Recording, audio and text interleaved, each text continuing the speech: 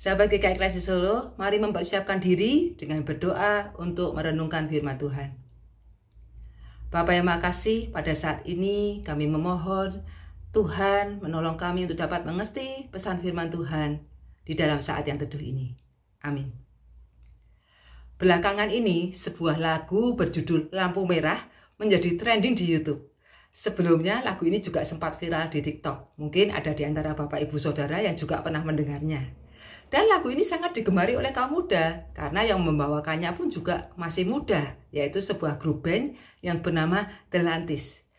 Namun yang membuatnya menjadi trending justru bukan penyanyi aslinya, tetapi seorang oma berusia 63 tahun yang suaranya begitu merdu dan powerful.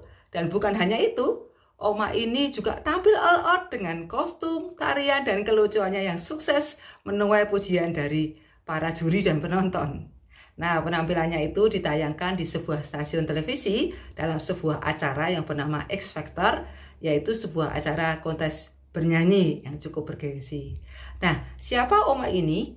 Beliau adalah Oma Yece Margareta atau akrab disebut sebagai Oma Rete, sebab dia adalah ketua RT di tempat di mana dia tinggal. Hebat ya. Sudah 63 tahun seorang wanita dan menjadi ketua RT. Nah, walaupun dia adalah kontestan yang paling tua, tetapi dia mampu bersaing dengan banyak kontestan lainnya yang jauh lebih muda daripada dia. Nah, seperti apakah Oma Yece ini menyanyikan lagu Lampu Merah? Berikut cuplikan videonya.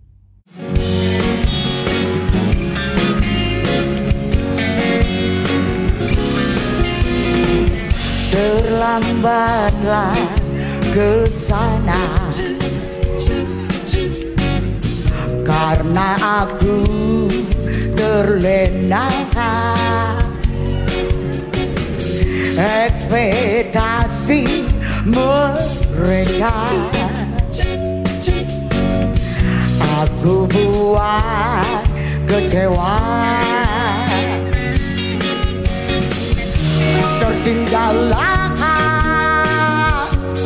sudah aku oleh rekan-rekanku, tersusullah sudah aku dengan yang mulai setelah aku, tapi ku berada di lampu merah. Ku harap kau sabar untuk menunggu aku di sana, walaupun berada di lampu merah. Ku yakin semua itu hanyalah hambatan sementara. Di sana, di sana, di sana, di lampu merah, dan ku harap menunggu aku di sana, walaupun berada di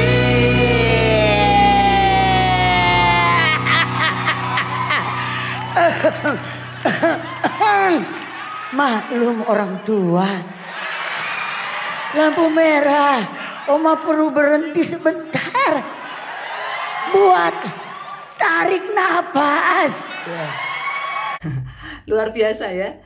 Kalau Anda penasaran dengan versi fullnya, silakan menyaksikan di YouTube dan linknya saya sertakan di bawah video ini.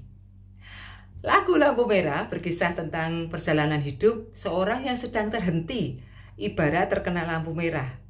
Ia terhenti karena kesalahannya sendiri sehingga dia tidak kunjung tiba di tempat tujuan. Dan karena itu juga dia sudah mengecewakan ekspektasi atau harapan dari orang-orang yang selama ini mendukungnya. Untunglah masih ada harapan yang tersisa bahwa lampu merah itu tidak akan selamanya menyala. Cepat atau lambat warnanya akan berganti hijau, maka lampu merah itu dalam lagu ini dianggap sebagai hambatan sementara saja. Nah, berbicara soal hambatan, semua orang tentu pernah mengalaminya. Sebab hidup ini memang Berlika-liku demikian sebaris lirik di lampu merah. Ada suka, ada duka, ada susah, ada senang. Kita tidak bisa memilih hidup yang mulus terus tanpa hambatan.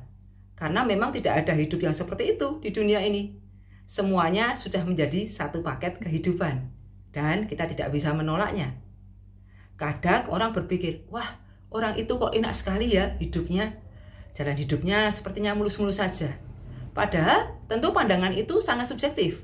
Karena sesungguhnya kita tidak pernah bisa benar-benar tahu hidup orang lain itu seenak apa.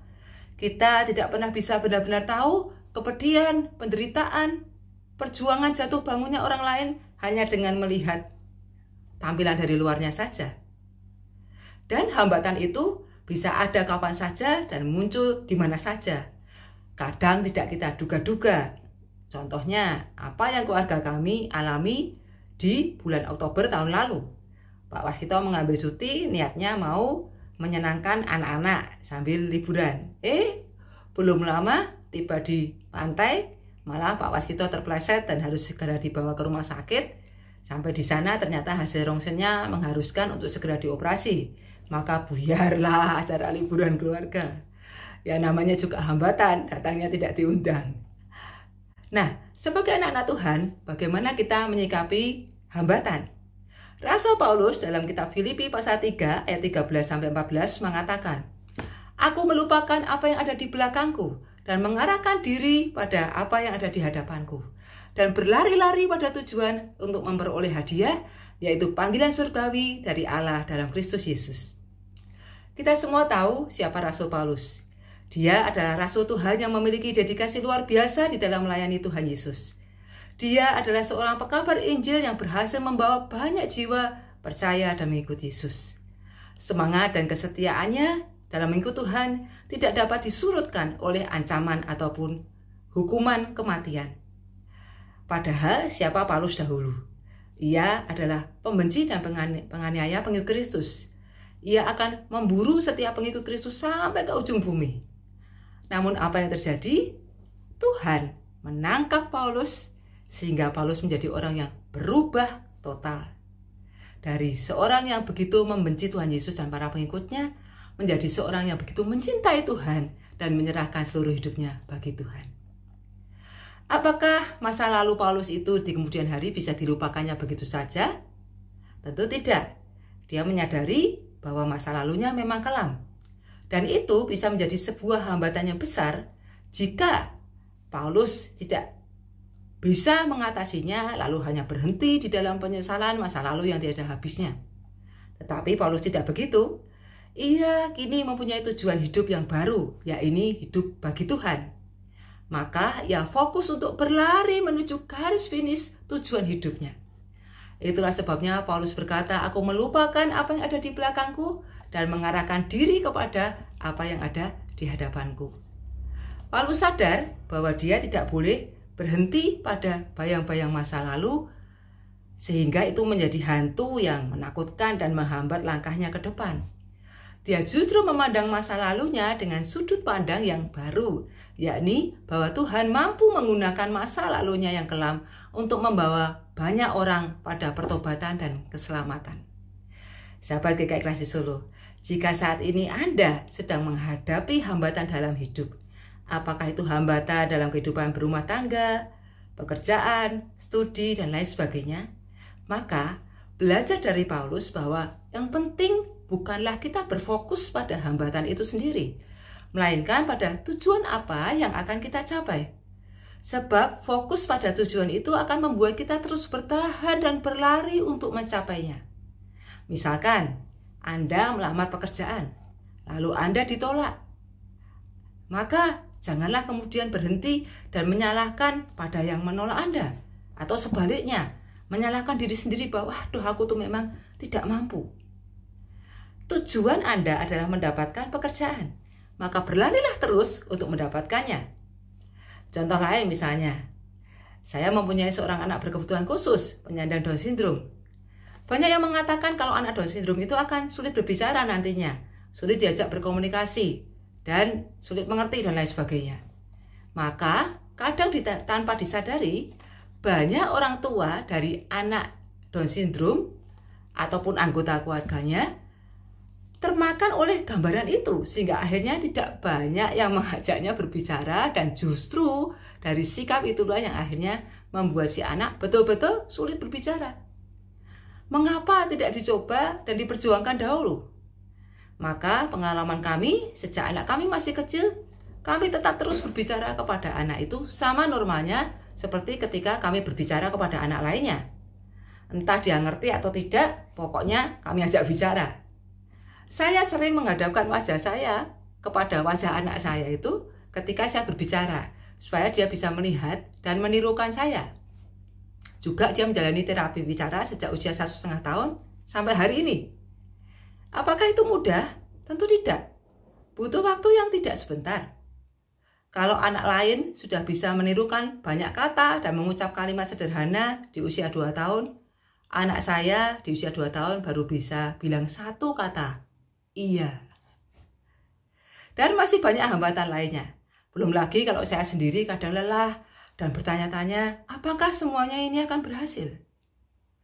Tetapi setiap kali mengingat bahwa betapa senangnya kelak kalau dia bisa bicara, maka hambatan itu kami jalani. Dan semuanya itu ternyata tidak sia-sia. Dia memang bisa bicara, dia bisa mengerti, dia bisa berkomunikasi. Bahkan dia bisa melucu. Meski tidak selancar anak usia dia umumnya. Nah, sahabat GKI Kreasi Solo, kalau kita saat ini sedang menghadapi hambatan, maka yang paling penting bukan hambatan itu sendiri, tetapi bagaimana sikap kita terhadap hambatan tersebut. Kalau sikap kita negatif, maka kita akan melihat hambatan itu sebagai ancaman atau bahkan mungkin akhir dari segalanya. Kalau kita bersikap positif, maka kita akan dapat melihat hambatan itu mungkin sebagai teka-teki yang harus dipecahkan, sehingga kita semangat untuk memecahkannya, atau mungkin sebagai peluang untuk berkembang, sehingga kita tetap punya harapan. Kita akan muncul sebagai pemenang atau pecundang. Itu tergantung bagaimana dari kita menyikapi hambatan tersebut. Ingat, seperti lampu merah tadi, hambatan itu sifatnya hanya sementara seperti lampu merah, yang warnanya akan segera berganti hijau, di mana kita bisa segera berjalan lagi. Fokuslah pada tujuan sebagaimana yang dilakukan oleh Rasul Paulus, dan percayalah bahwa bersama Tuhan, jerih payah kita tidak sia-sia. Amin. Tuhan memberkati.